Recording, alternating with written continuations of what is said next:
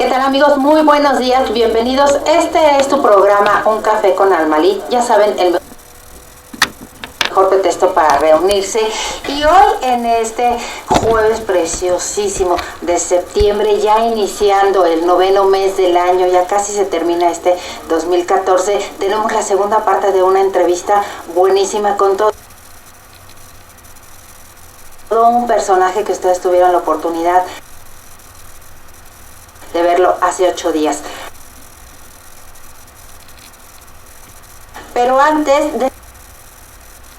déjenme recordarles nuestras redes sociales. Nos pueden escribir a uncafe@hotmail.com. En Twitter, síganme como Bella Almalí. Facebook, en LinkedIn sociales, mándenos sus sugerencias, sus videos y con muchísimo gusto les vamos a contestar.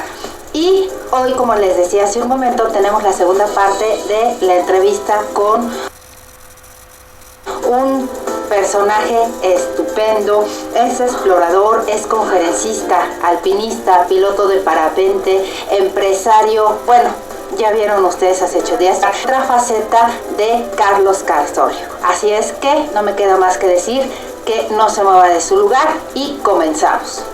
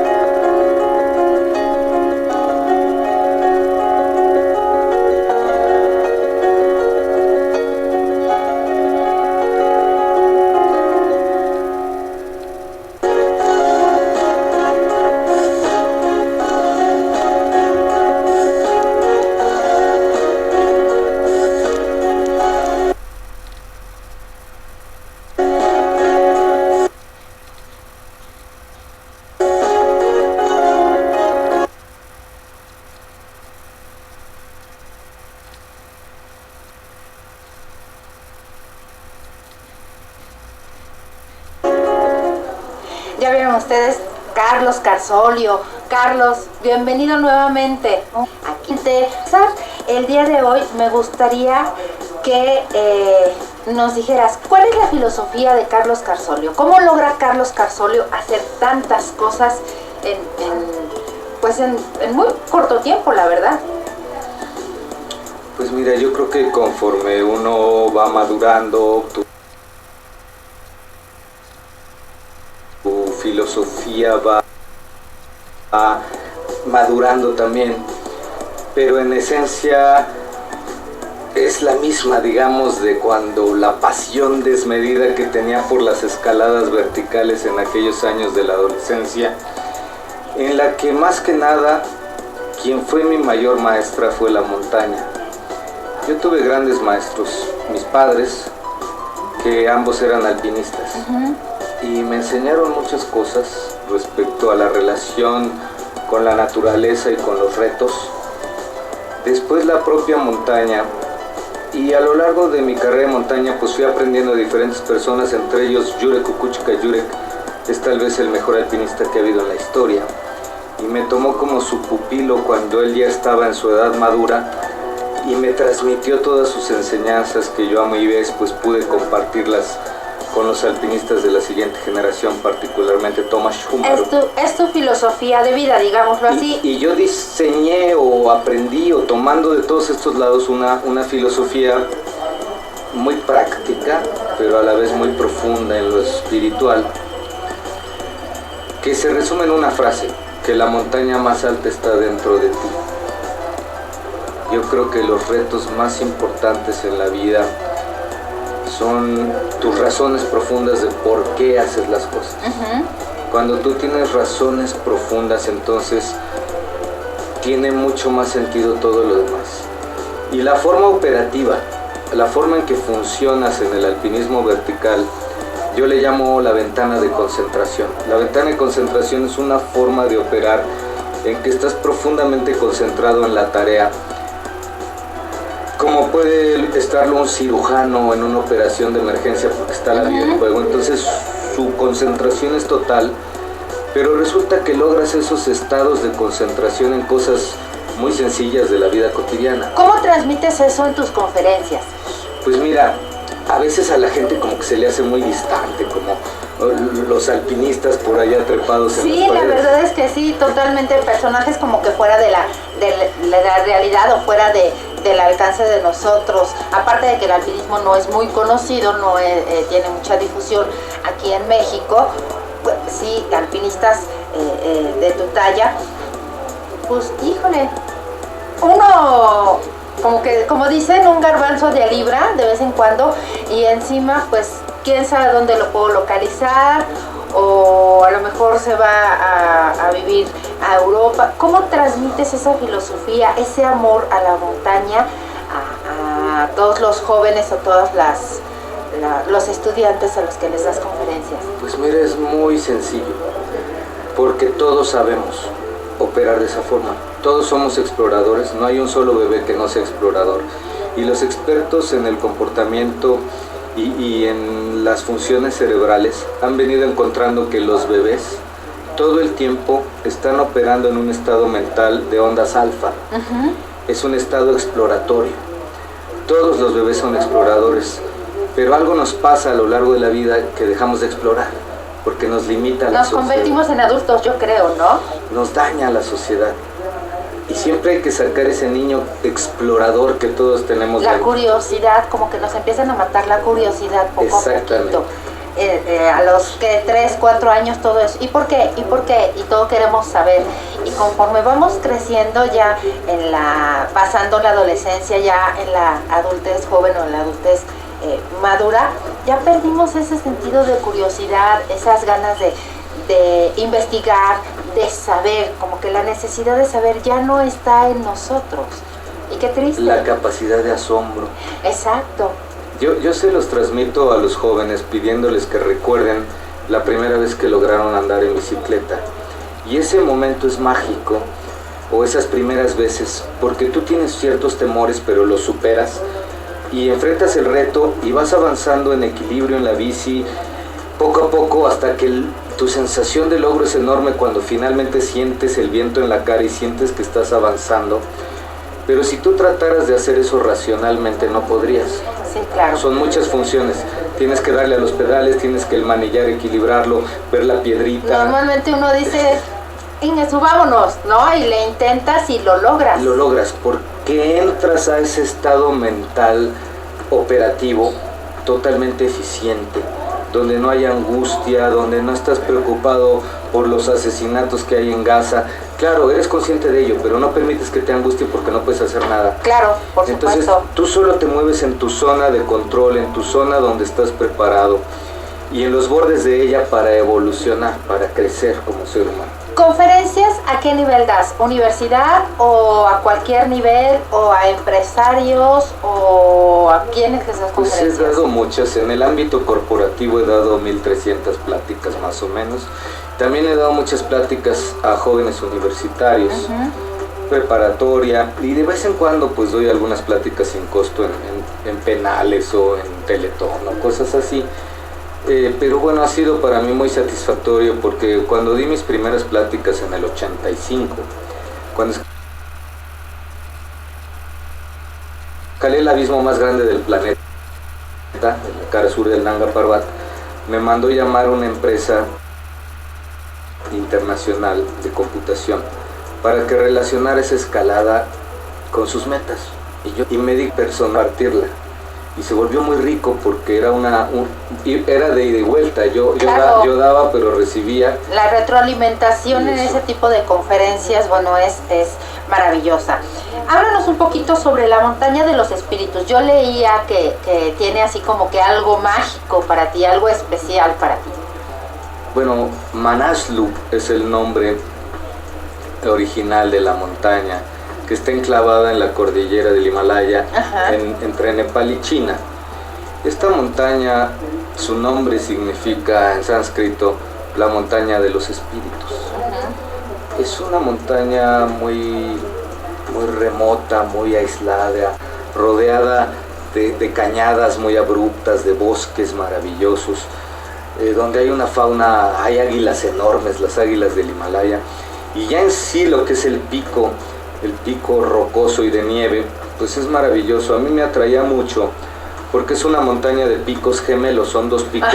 Exacto. El pico normal, que es más alto, es un pico de más de 8,000 metros, pues por su ruta normal es relativamente sencillo para un experto, pero el pico era virgen, nadie lo había escalado. Es un pico de apenas 7,992 metros, o sea, un brinquito de 8 metros, estás 8,000. Pero es mucho más difícil que cualquier pico de 8,000 metros. El reto es mayor, por supuesto. Claro, era una escalada virgen, nadie había podido escalarla. Era el segundo pico más alto que quedaba por escalar en aquella época, en aquellos años. Esto fue en el 86. ¿Y qué querías tú? ¿Lo tomaste como reto o lo tomaste como inspiración? Para mí era un sueño tan bello. Yo había escalado ya picos vírgenes y muchas rutas nuevas, porque la innovación para mí es lo más atractivo. Pero en este caso era muy simbólico porque es como una pirámide que mientras más alto estás, más difícil es. Y la llegada a la cumbre es totalmente vertical, muy difícil técnicamente. Y la cumbre es tan pequeña que tuvimos que amarrarla para bajar a rapel de la cumbre. ¿Cómo aplicas eso ahora en tus conferencias? Bueno, en esa cumbre aprendí muchas cosas en ese ascenso. Una de ellas fue que era un 9 de noviembre cuando hicimos cima, después de 64 días de mal tiempo que habíamos tenido, de intento tras intento tras intento.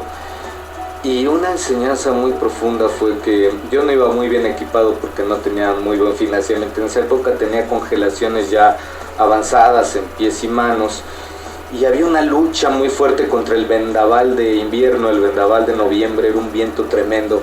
Y yo estaba luchando con el viento para escalar.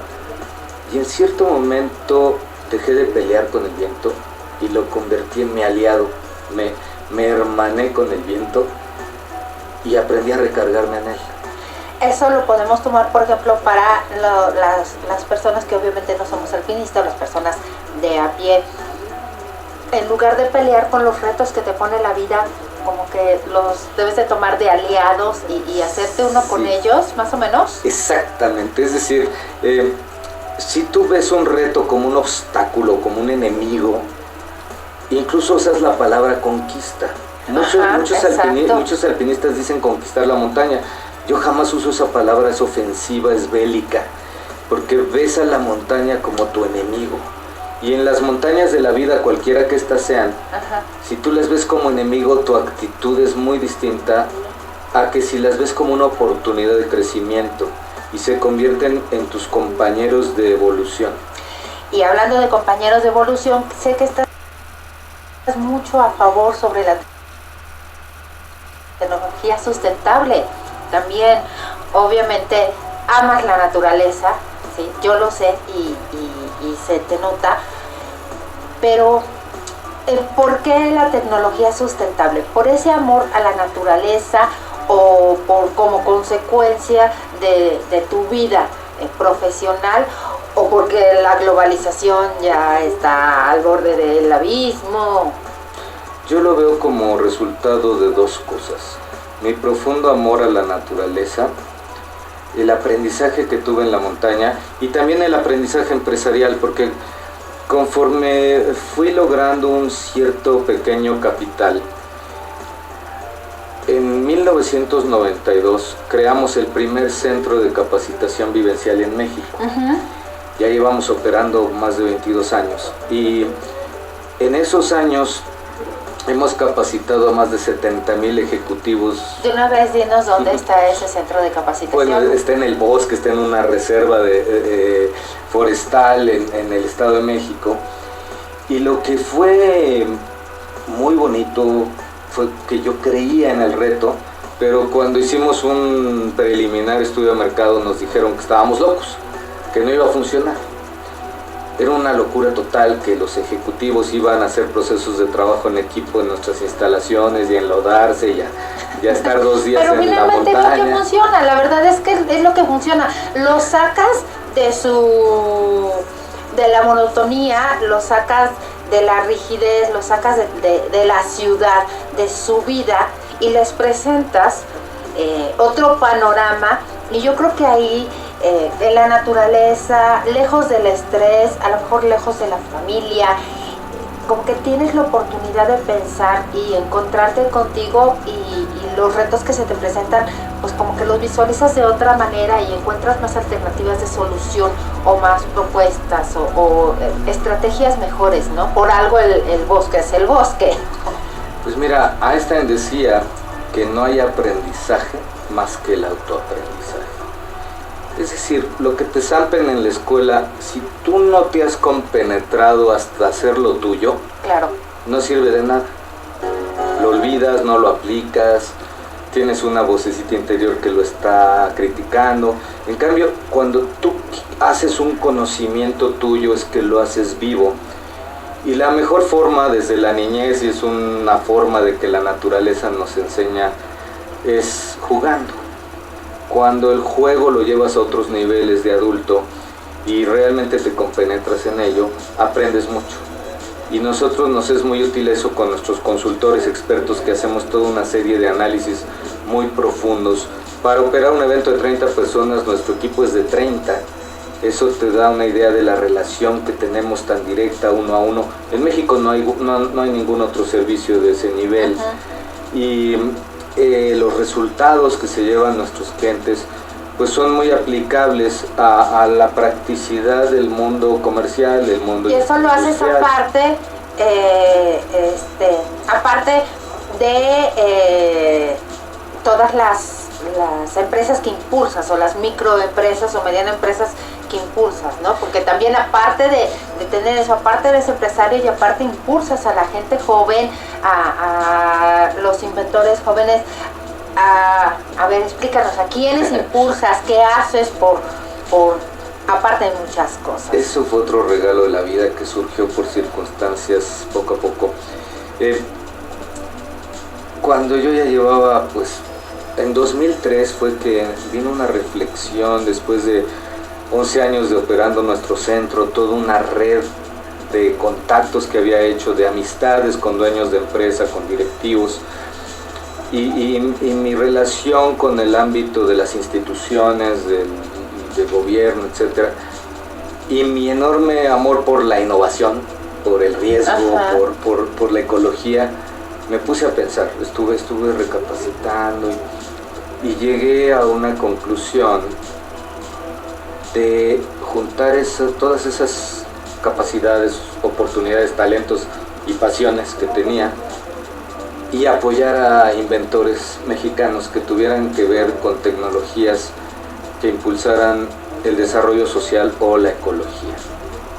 Y ¿a quiénes has impulsado, por ejemplo? La primera empresa que impulsé se llama Mazarroca. El de Mazarroca. Mazarroca es una maravilla, que es un material que es un microconcreto estructurado, que no es líquido, es como plastilina. Lo inventó un escultor y ha sido muy útil para procesos de restauración de pirámides, de todo tipo de infraestructura. El proyecto más grande que se hizo con Mazarroca es la rehabilitación de las Islas Marías. De las Islas Marías, exactamente. Y es un material maravilloso. Es un inventado orgullosamente por el maestro Carlos Javier Fernández, un mexicano. Y bueno, ha sido una lucha, porque siempre que innovas te enfrentas a las barreras, a las normativas. Más vale malo por conocido que bueno por conocer, ¿no? Generalmente sí. Así es. Y la sociedad y las oficinas gubernamentales y el mismo sistema no te deja, te pone trabas. Sí. Aparte de Mazarroca, ¿qué otro? Pues mira, estoy en varias iniciativas. Yo soy ingeniero civil. Sí. Y pues estoy muy ligado a nuevos materiales. Otra tecnología que he apoyado, aunque no tan cercanamente como fue Mazarroca, pero soy parte de ese equipo, se llama Creacero y son nuevos perfiles. El inventor cambió la geometría de los perfiles metálicos con los que se construye la mayoría de edificaciones grandes actualmente, y con solo esos pequeños cambios tienes grandes ahorros en acero. Y es solamente una cuestión matemática y física. Es también una tecnología muy buena que ha sido muy complicado penetrar. Y bueno, estoy con otro material que se llama cantera en pasta, que es otra maravilla de material, que utilizas los desechos de la cantera con una fórmula muy amplia, patentada, que nos permitirá usar esos desechos, impulsar a nivel mundial los desechos de las canteras, que es muchísimo material. 40% de las canteras, al cortar las piedras, se desecha, ¿sí? Y 20% en los talleres de labrado de piedra. Y entonces es un 60% de basura, de desperdicio que nadie usa. Y es lo que decías hace 8 días, ¿no? Esa basura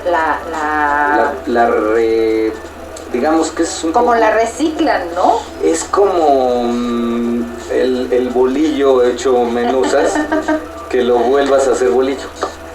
Es lo mismo que volvemos a hacer piedra. Mejor analogía no pudiste encontrar.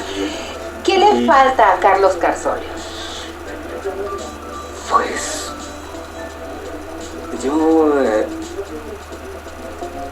en cierto momento estoy tan agradecido con la vida que dije, bueno, hace muchos años, hace unos 10 años, decía, bueno, si me muero ya viví toda una vida muy completa, pero no quiero morir, vaya, quisiera llegar a viejo. Algo que siempre quisieras tener más es más tiempo con tus hijos. Tengo 5 hijos, más retos juntos, impulsarlos. Vaya, la vida tiene un límite, todos sabemos. La única certeza desde que nacemos es que nos vamos a morir, y cuando tienes esa claridad, pues tratas de aprovechar todos los días, de no permitir la injusticia, de ser un rebelde siempre, de ser un niño siempre, de no perder la curiosidad, como decías. Claro. Y de estar buscando, de estar explorando. Si Carlos tuviera la oportunidad de hacerle una pregunta a Dios, ¿qué le preguntarías? Pues mira, yo no creo en ninguna religión, no soy dogmático, soy muy rebelde, pero hay una relación con un algo más allá, el universo, un infinito exterior, yo lo llamo. Hay algo tan profundo que es inexplicable. Y yo he estado al borde de la muerte en 3 ocasiones que me despedí, bueno, muchas más he estado cerca. Perdí a 10 compañeros en mis escaladas de innovación, y eran de los mejores del mundo, no fallaron. Y he estado tan cercano que estoy seguro, por lo que he vivido, que hay algo después de la muerte, pero no sabemos qué es. Y tu pregunta sería, ¿qué hay después? ¿O? Pues no, yo creo que el día que llegases a conocer todo, entonces se acabó el sentido. Einstein lo decía igualmente, que lo más importante de la ciencia es que nunca sabremos todo. Siempre habrá algo que explorar. Es un error buscar la certeza. Lo más rico es saber vivir en la incertidumbre, con plenitud, con serenidad, con búsqueda. Y es un error de Occidente que trata de tener certezas, todo. Y el control y no, es un error, porque no se puede. No puedes vivir en una burbuja extremadamente protegida de todo, porque entonces no vives, no hay vida. Certeza es muerte, Lo único cierto en esta vida es que nos vamos a morir. Claro. Ergo, incertidumbre es vida. ¿Qué le sobró a Carlos Carsorio?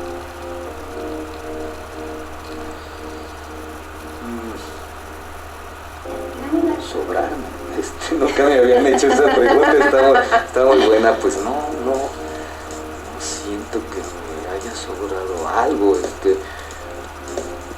Siempre me faltaron cosas porque estaba en la búsqueda, porque los dineros no alcanzaban, porque había que buscar otros caminos, por esto, por lo otro.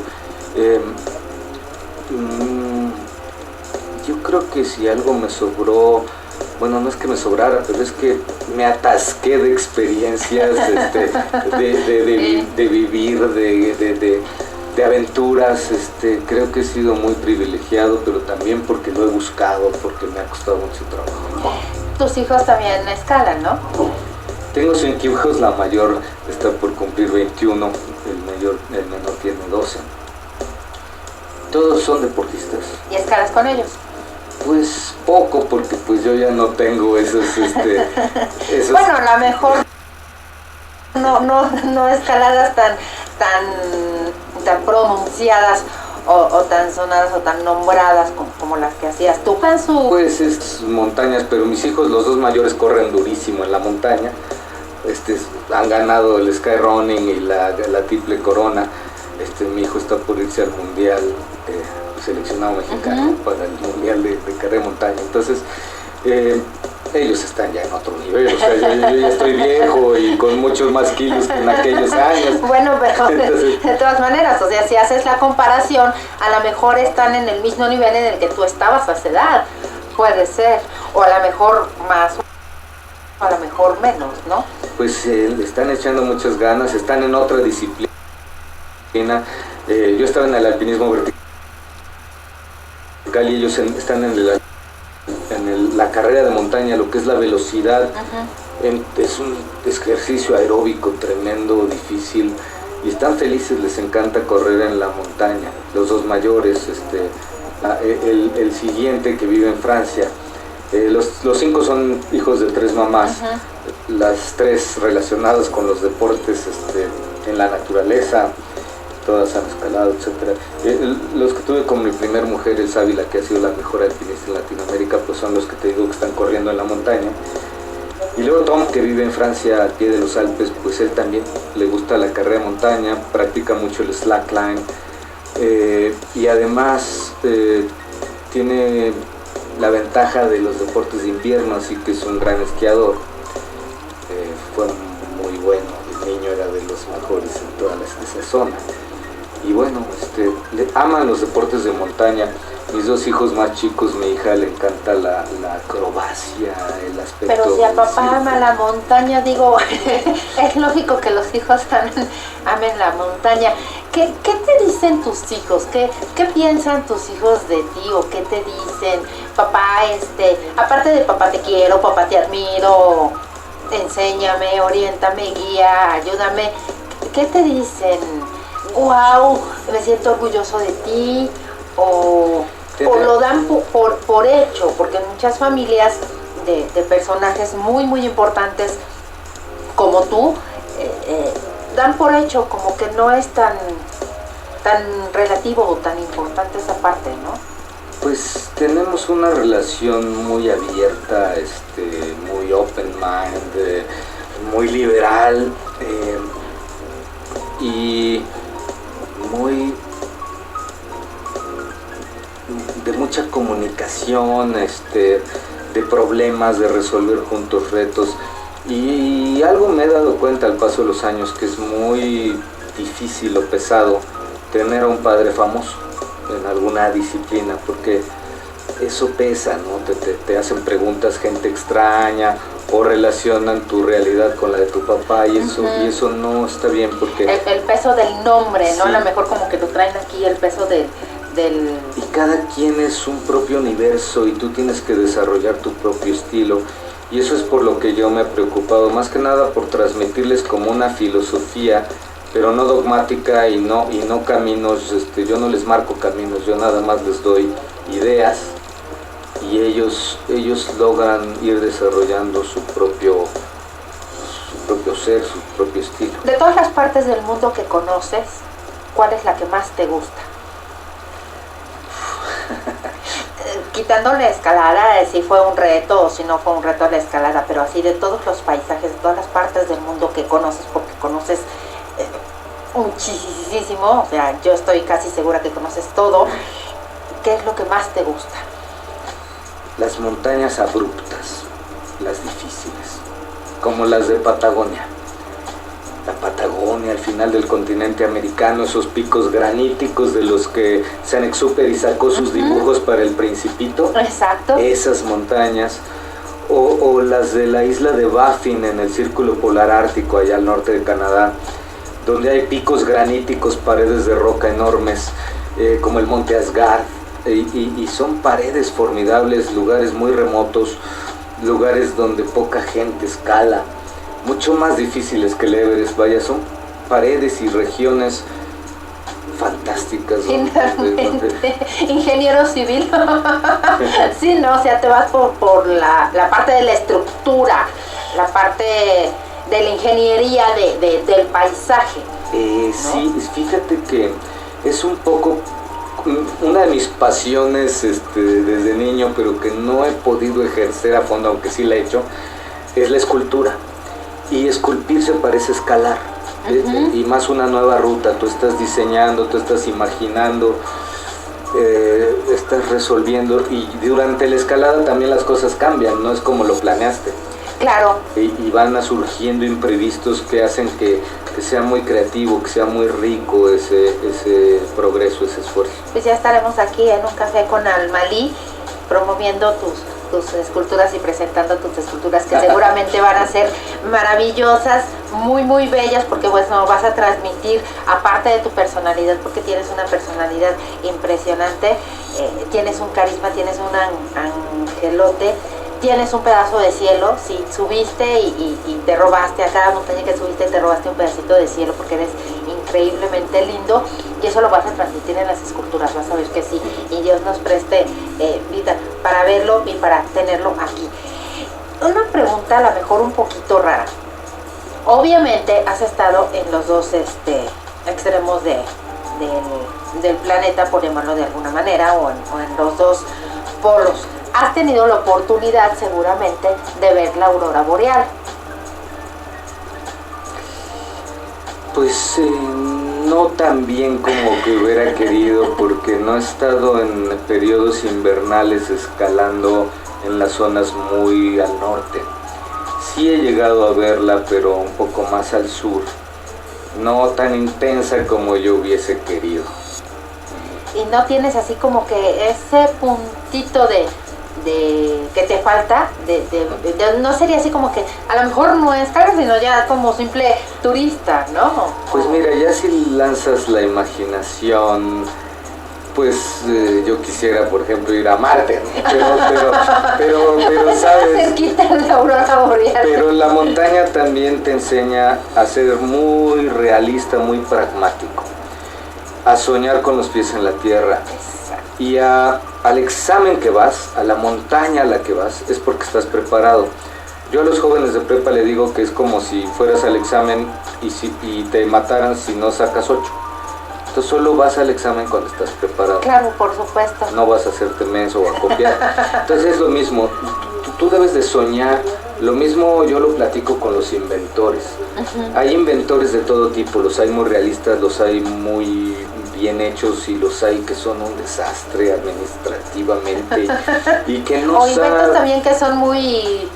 y es muy triste. Muy subjetivos, ¿no? Es muy triste ver eso, porque sienten que su patente vale millones y que nadie los apoya, y esa es la postura de víctima.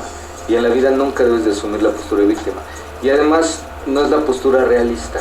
La postura realista es algo mucho más duro, mucho más pragmático, más paso a paso, aterrizado. Entonces es parte de lo que me cuesta trabajo, así como muchos jóvenes alpinistas que traen buen nivel, jóvenes que tienen talento, adquieren una posición como orgullosa o arrogante de que ellos son muy buenos, y que merecen que los patrocinen. Claro. Nadie se merece un patrocinio, te lo tienes que ganar. Y se requiere un esfuerzo. Y tú no debes de pedir limosna, porque eso es la postura de víctima. Y la postura de víctima jamás hay que asumirla en la vida. Es muy dañina, no sirve de nada. ¿Cómo controla Carlos Carsolio el ego, por ejemplo? Pues mira, yo creo... Porque el ego es el ego Yo creo que uno de los grandes crímenes que nos han hecho como sociedad es que nos han hecho confundir la autoestima y el desarrollo del ser interior con el egoísmo. El egoísmo y el desarrollo interior y la autoestima nos los han hecho confundir con la presunción. Y hay un error garrafal ahí de entrada, porque es una forma de control de pueblos. Y lo que más debe desarrollar el ser humano en su vida es su ego, es su ser interior. Pero Pero es muy distinto a la presunción. Más bien el autoestima y tu fortaleza interior. Exactamente. Y cuando te encuentras con gente que tiene muy dañada la autoestima, si tú llegas con mucha fortaleza, lo confunden con arrogancia. Exacto. La claridad de tus ideas, si tú la dices a bocajarro, hay gente muy débil que les molesta y sienten que es una cuestión de arrogancia o de presunción. Y no, pues tú simplemente vives tu vida con claridad y a quien le guste bien y a quien no también. Pero en una sociedad que es tan sensible al que dirán, yo creo que es muy dañino. Sobre todo en el lado occidental, ¿no? En esta parte, a lo mejor en el lado oriental, las culturas orientales sí, no son tan vulnerables en ese sentido, como que tienen más equilibrio emocional. Y los occidentales somos, pero sí, jarritos, todos. Y en México, ¿no? O sea, sí, la postura de víctima en un divorcio, en un accidente, en me corrieron de la chamba, en que la postura de queja, en la montaña la queja no sirve de nada, te mueres. O sea, nunca le dedicas un instante porque no sirve de nada. Ni el eco. Puede que despotriques tantito, pero todo el tiempo estás enfocado a buscar soluciones. Y aquí en México le echamos la culpa a todo el mundo, al gobierno, claro, a la maestra, al jefe, o a que 500 años de que nos conquistaron los españoles. Por culpa de los españoles estamos sí, así, ajá. Es inútil. La postura de víctima, mi maestro Yure Kukuchka en la montaña nunca le oí una sola queja. Por eso era el mejor del mundo. Y regresaba a México y aquí todo el mundo se queja del clima o de esto o del otro y es muy triste, es una característica de México. Sí, es cierto, porque si hace calor, ay, que qué horror de calor, que nos estamos asando y que si está lloviendo, ay, que la lluvia, que las inundaciones, llueve mucho, bueno, ahí está el frío, ay, está haciendo mucho frío, ya queremos, o sea, yo lo comentaba con unos compañeros y lo comentábamos en el programa con Grace Terry, la psicoterapia, le decía yo, es que de verdad los seres humanos no estamos conformes con nada. Llámese Dios, llámese el universo, llámese el ser supremo, como quieras. Bueno, ok, yo lo veo así como el papá, ¿no? Los hijos se están quejando de que tienen calor, bueno, les mandan tantita agua. Se están quejando de que hay mucha agua, bueno, les mandas tantito frío. Se quejan del frío y dices, bueno, hijos, no los entiendo, ¿qué es lo que quieren? Nada les gusta, nada les parece, de todos nos quejamos. Y sí es cierto, de todos nos quejamos. Y es curioso porque es contrario a la postura del explorador. Ajá. El explorador es un buscador de soluciones. Exacto. Y todos los seres humanos somos buscadores de soluciones de bebés. Pero el sistema nos va cambiando.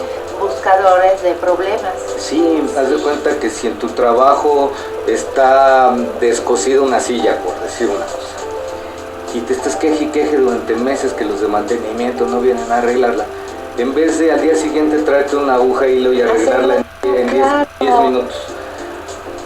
Es un cambio radical el que tenemos que tener en todo México, pero y particularmente donde está más arraigado este terrible pensamiento es a nivel de los niveles burocráticos bajos, sindicalizados y demás, que están montados en que el sistema los mantiene y entonces no dan lo máximo de sí Y eso no es productivo. El país que no es productivo se va a la ruina. Porque voy a dar lo máximo si el de al lado no lo da, si no me lo agradece, nadie ve lo que hago, y etcétera, etcétera, ¿no? Entonces, como dices tú, te sitúas en el papel de víctima y contrario a, ya no digas evolucionar, sino progresar, pues vas como los cangrejos, ¿no? Para atrás y para atrás y para atrás. Pero lo peor es el daño que se hace a sí mismo la gente que piensa así. Porque nunca van a ser felices, nunca van a ser plenos. Se ha encontrado los especialistas en psicología positiva que el que está solucionando problemas es un cerebro mucho más feliz. Sí. Y por consecuencia tu vida es más plena, por consecuencia todas tus relaciones y todo es mucho más pleno. Y los de al lado que dicen, no, es que seguramente tiene buena suerte y es que yo tengo mala suerte y en lugar de preguntarte a ti, ¿cómo le haces?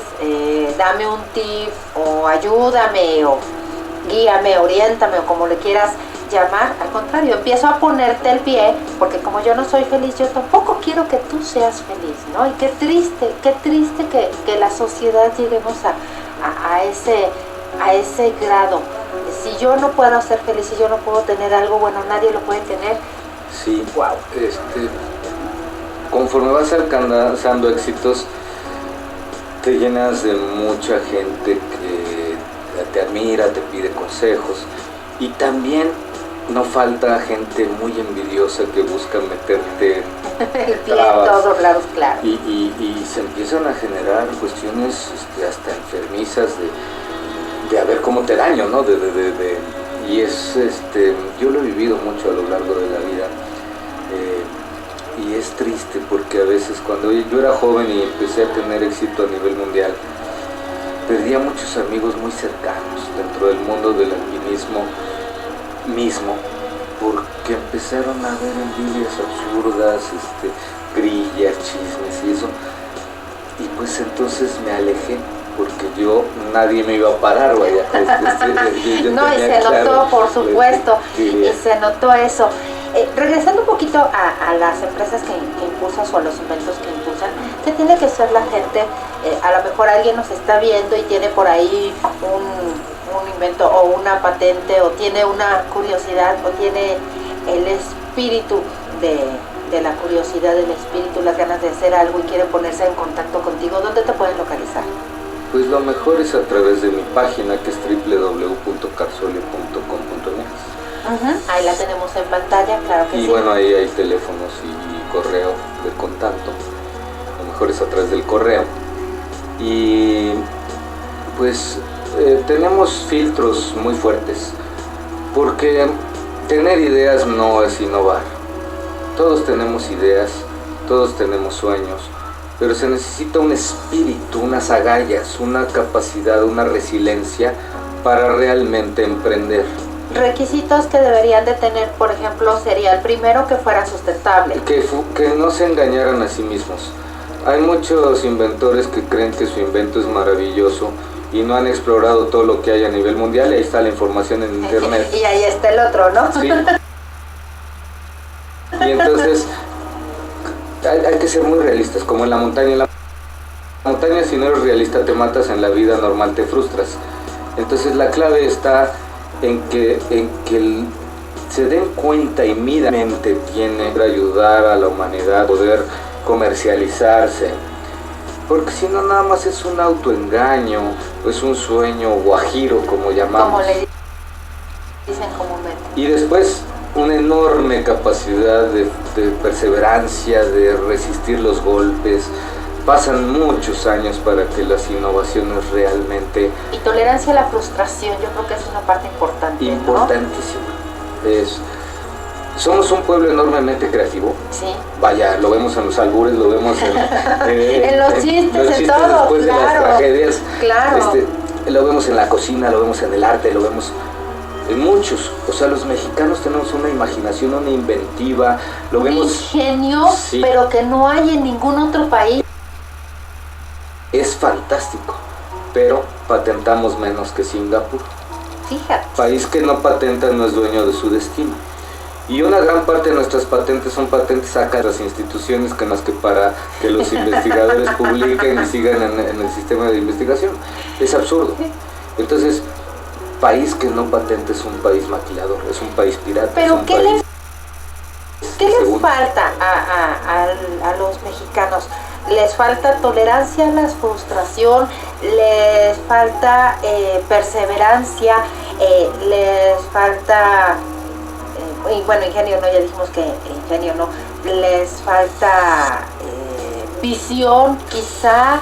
Yo creo que es todo junto, porque una cosa son ideas y otra cosa es perseverar hasta que es una realidad en el mercado o útil para la población. Y eso requiere una enorme perseverancia y no quejarte. Entonces es lo mismo, necesitamos eliminar la postura de víctima y trabajar y con tesón y luchar contra todo, y luchar inclusive más que en otros lados, claro. Porque además de todo nos enfrentamos a un ecosistema que no ayuda. Claro. Hay mucha corrupción, hay muchas complicaciones de todo tipo, normativas, trabas, modelos de innovación que no funcionan porque se apoya a empresas que fueron calificadas por un grupo de académicos que nunca en su vida han emprendido, entonces no saben y califican mal. Aunque están en el escritorio, y sí, discúlpenme que lo diga, sí. Pero sí, la mayoría de las personas, y lo digo con conocimiento de causa, de verdad, la mayoría de las personas en los niveles muy muy altos, llámese a nivel gubernamental o a empresas privadas, son personas de escritorio. ¿Sí? Que está bien, es necesario. Sí, pero no tienen la parte operativa, no tienen exacto, no tienen la parte, la experiencia, pues, para poder evaluar o para poder dar un punto de vista. Los mejores jueces de proyectos empresariales son los empresarios. Y no los empresarios que heredaron las fortunas, sino los empresarios que han creado empresas. Que han creado la empresa desde abajo. Esos sí, esos son los que debería de invitarse a los de la innovadorismo, pero no va a ser útil, no está funcionando, está habiendo golpes duros, se está invirtiendo muchísimo dinero que no está dando resultados. Qué triste. No se están generando los trabajos que se crea a través de la innovación, pues porque filosóficamente no está bien planteada. Entonces se gastan fortunas en expos y en eventos y que no tienen resultados. ¿Por qué? Porque se tiene que calificar no desde la burocracia, no desde la academia, sino desde el mundo de la neta real del mercado y de la lucha, de la perseverancia. El emprendedor se levanta todos los días a ver qué crea, no a ver qué le dan. Y esa mentalidad es muy especial. Claro, y es como la del escalador. Todos la tenemos, todos somos emprendedores de bebés. Pero después, si no te dejan caer de 2 escalones tus papás y te protegen en la alberca de pelotas, claro, ya te dañaron de por vida tu toma de riesgos. El sistema educativo está mal y nuestro sistema educativo en la familia. Exactamente, esa es la otra parte. Finalmente, para terminar el programa, ¿qué propondrías tú para el sistema educativo? Que se mejorara en las universidades. ¿Qué? Mira, hay algo fantástico que yo he estado viendo últimamente. Hay muchos jóvenes que ya están pensando a nivel mundial. Es uno de los campeones y en espeleología y en otras cosas. O sea, hay una revolución, están viendo como los ejemplos de nuestros directores de cine tan famosos ahora a nivel mundial. Claro. Y entonces ya están rompiendo esos paradigmas. Pero hace falta algo. ¿Qué materia agregarías tú en las carreras profesionales? La que sea. El experimentar la realidad. Eso es lo que más sirve. pues no te sirve en el campo real, en el mundo académico dando clases. Claro. Pero entonces te enseñan mal a los siguientes. Exactamente, no funciona. No funciona. Y el sistema educativo no funciona. Sí, hay un, ya lo hemos visto. Es un problema muy serio que hay que cambiar. Porque la información ahí está, el que quiera puede tomar el aprendizaje claro, que quiere en la internet. parte experimental, la parte real, la parte sí. práctica, yo creo que hay que darle más importancia a la parte práctica de hacer, y yo implementaría la materia en las universidades en el tronco común, lo que antes, o materias, implementaría la parte de la curiosidad, de no pierdas esa curiosidad, no pierdas ese espíritu de investigación, no pierdas de buscación y el porqué de cosas. Y con eso pues damos por terminada la entrevista del día de hoy. Carlos, muchísimas gracias, de verdad es un placer tenerte aquí. Los datos ya los tuvieron ustedes en pantalla, los vamos a postear, y a mí no me queda más que darle las gracias a los que están atrás de cámaras, a los que están en cabina. Mil gracias, y sobre todo gracias a usted que nos hace el favor de vernos todos los jueves en punto de las 10 de la mañana. Esto fue Un Café con Almalí, el mejor pretexto para reunirse. Hasta pronto.